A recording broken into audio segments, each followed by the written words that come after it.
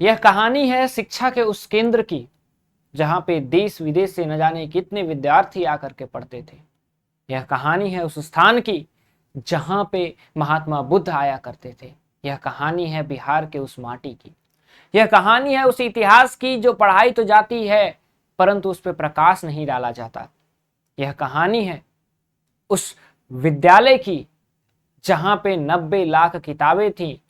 यह कहानी है उस 90 लाख किताबों की जलने की। यह कहानी है उस क्रूरता की जो शायद इतिहास के पन्नों पे कहीं ना कहीं दबी रह गई। यह कहानी है उस व्यक्तित्व की जिसने पूरे विश्व को शून्य दिया और जो इसी विश्वविद्यालय का शिक्षक था।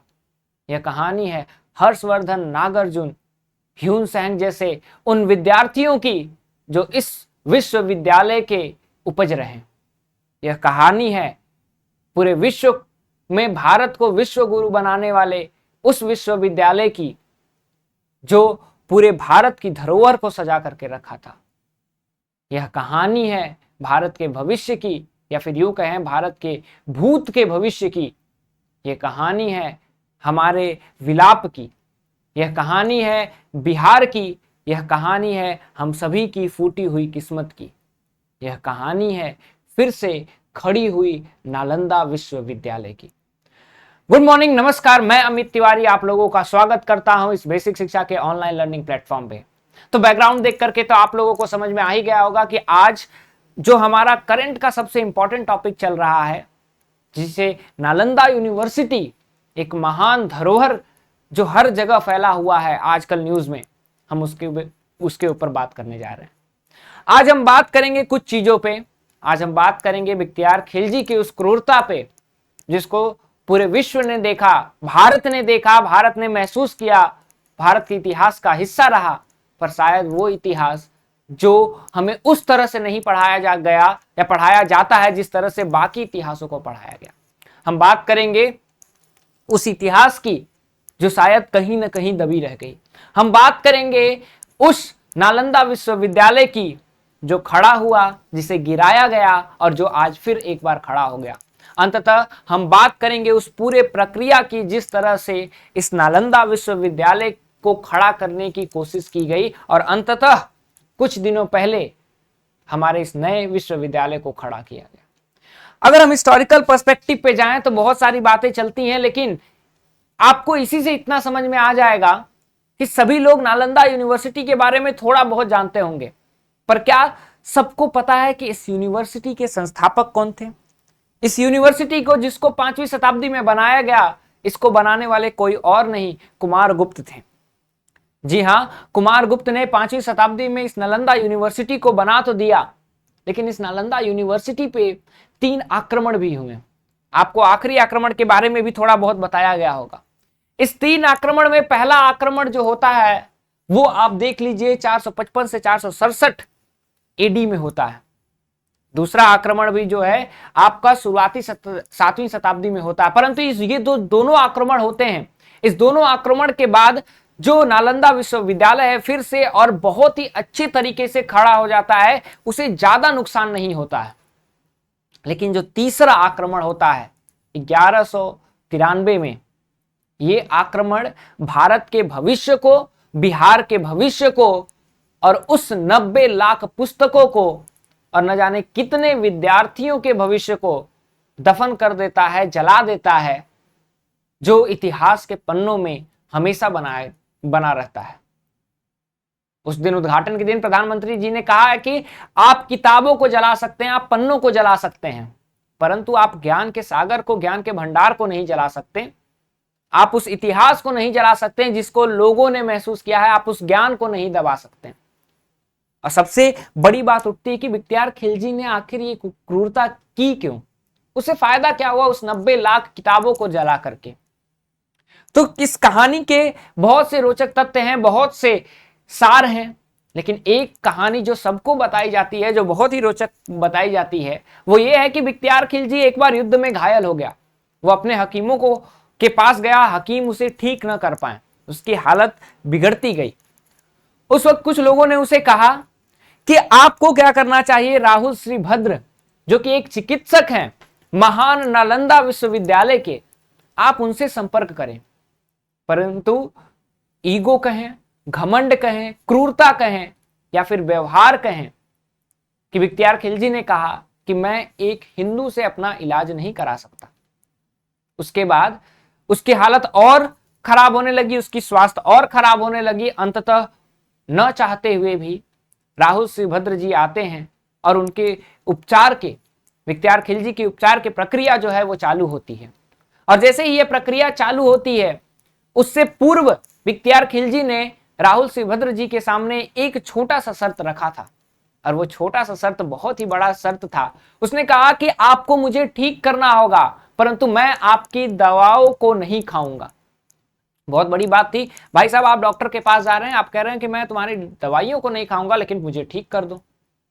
लेकिन बात यह है कि उस महान विश्वविद्यालय के चिकित्सक राहुल श्रीभद्र जी ने कहा कि मैं उस पर भी तैयार हूं, आप मेरी दवाइयों को मत खाइएगा, आप ये कुरान को पकड़िए, इस कुरान के पन्नों को पढ़िए और आप देखिए किस तरह से ठीक हो जाएंगे। बात आश्चर्यजनक थी कि कुरान पढ़ने से उनकी स्वास्थ्य ठीक हो जाती, तो हकीम भी कर सकते थे। राहुल भद्र जी की उस कुरान में आखिर था क्या? और कुरान पढ़ते पढ़ते पढ़ते पढ़ते बख्तियार खिलजी पूरी तरह से स्वस्थ खड़ा हुआ।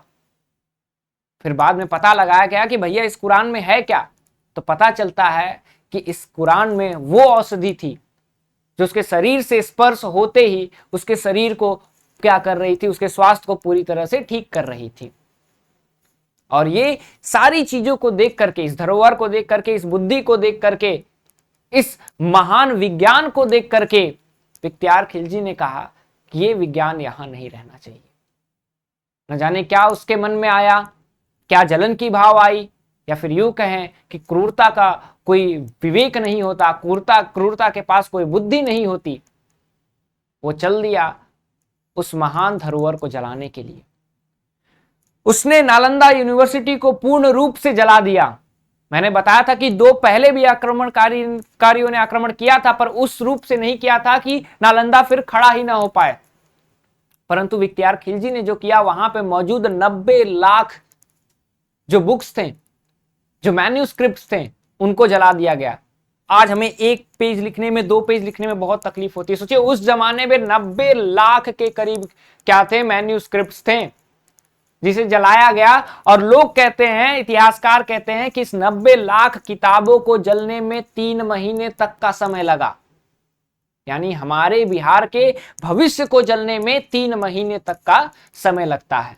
और इस तरह से हमारी जो पूरी जो कहें भविष्य है, या फिर यूं कहें हमें विश्व गुरु की स्थापना में, या फिर यूं कहें हमारे इस जगह से हमको हटाने में 3 महीने का समय लगता है। और एक बहुत बड़ा विश्वविद्यालय, आज ऑक्सफोर्ड का नाम सुनते होंगे आप, कैम्ब्रिज का नाम सुनते हैं, और इस ऑक्सफोर्ड कैम्ब्रिज से भी बहुत पहले का ही हमारा नालंदा यूनिवर्सिटी था। आज ये विश्वविद्यालय रहता तो न जाने भारत कहां रहता। इस विश्वविद्यालय में वो 90 लाख पुस्तक रहते हैं, मैन्यूस्क्रिप्ट्स रहते हैं, तो शायद आने वाले सारी बीमारियों का, आने वाले सारे शोधों का हमें उपाय मिल जाता। और इस तरह से बख्तियार खिलजी की क्रूरता के तहत इस नालंदा विश्वविद्यालय को ध्वस्त कर दिया गया। फिर बात हुई इस मॉडर्न एरा में कि किस तरह से हम लोग इस विश्वविद्यालय को खड़ा करते हैं, किस तरह से इंडिया इस सॉफ्ट पावर को अपने बढ़ाता है। और इसकी प्रक्रिया जो है धीरे धीरे चालू होती है। सर्वप्रथम 2006 में लेट एपीजे अब्दुल कलाम ने कहा कि क्यों ना इस धरोहर को फिर से खड़ा किया जाए, क्यों ना इतिहास के पन्नों को पलटा जाए, प्रयास किया जाए कि इस धरोहर को खड़ा किया जाए, इस भारत को एक बार फिर से विश्व गुरु बनाने की कोशिश किया जाए। और अंततः 2010 में जो है लोकसभा राज्यसभा से नालंदा विश्वविद्यालय पुनर्गठन विधेयक पास होता है, जिसके तहत अमर्त्य सेन को क्या किया जाता है, चेयरमैन, एक कमेटी बनती है, एडवाइजरी कमेटी, उसका चेयरमैन बनाया जाता है। और कुछ दिनों पहले परिणाम स्वरूप आपने देखा होगा कि किस तरह से जो नया हमारा विश्वविद्यालय है वो खड़ा है। पुराने के बगल में नया विश्वविद्यालय खड़ा है, लगभग उसी के ढांचे में खड़ा है। तो बात प्रश्न उठती है कि क्यों पुराने विश्वविद्यालय को ही हम लोगों ने जो है नए में कन्वर्ट कर दिया। इतिहास में लोग हम जाएं या फिर हमारे बाद के जनरेशन जाएं, उनको ये दिखना चाहिए कि क्रूरता की कोई सीमा नहीं होती, उनको प्रधानमंत्री जी की वो पंक्तियां याद रहनी चाहिए कि आप जो है पन्नों को जला सकते हैं, आप पुस्तकों को जला सकते हैं, आप बहुत सारे भंडारों को जला सकते हैं, लेकिन ज्ञान के भंडार को जलाना, किसी के बुद्धि को जलाना, किसी के तर्क को जलाना आपके बस की बात नहीं है। आपको समझना होगा कि इतिहास के पन्नों में कुछ चीजों को दर्शाया जाता है और कुछ चीजों को दर्शाया नहीं जाता है। ये हम और हमारे आने वाले जनरेशंस को भी ये सारी चीजों को देखना होगा। और कुछ इस प्रकार ये प्यारा नालंदा यूनिवर्सिटी खड़ा होकर हमारे सामने है। गर्व कीजिए कि ये नालंदा यूनिवर्सिटी उस बिहार की धरती से है जो इतिहास के पन्नों में दर्ज है, परंतु उस बिहार को भी आज क्या इतिहास उस तरह से दर्शाता है?